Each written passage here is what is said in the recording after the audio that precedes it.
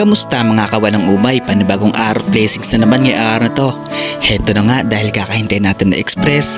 Salamat sa Diyos at pinasukan na tayo papuntang San Juan City at ang daanon ay dito sa C6.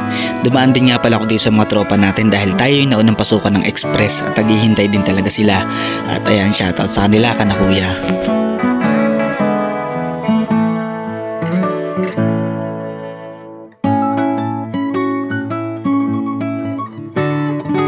Makalipas nga ang ilang minuto ay nakarating agad tayo dito sa lugar ni ma'am na pipikapan natin ng express at ang pinadala nga pala sa atin dito ay pagkain lang, parang kontis lang na tinapay.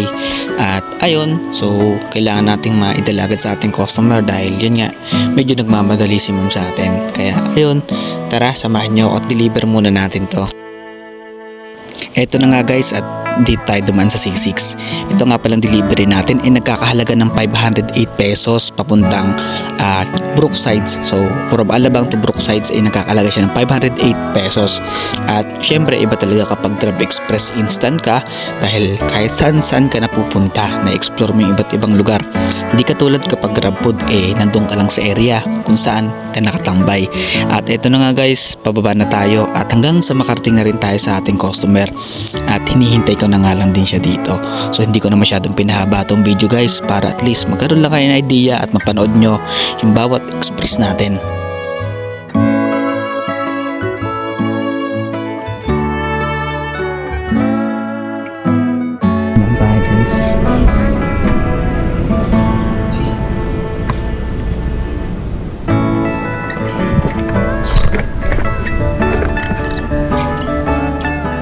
Apa?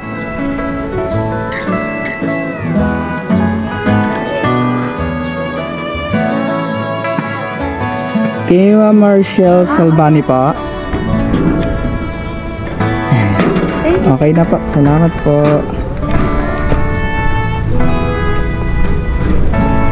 Kung mapapansin nyo guys, cash siya.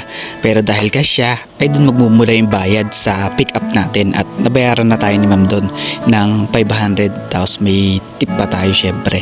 Ayan, medyo malayo talaga yung biyahe natin guys at umabot talaga siya ng 1 oras mahigit. At medyo kasama dun yung slightly traffic tapos syempre yung pagtitiis natin sa haba ng biyahe syempre.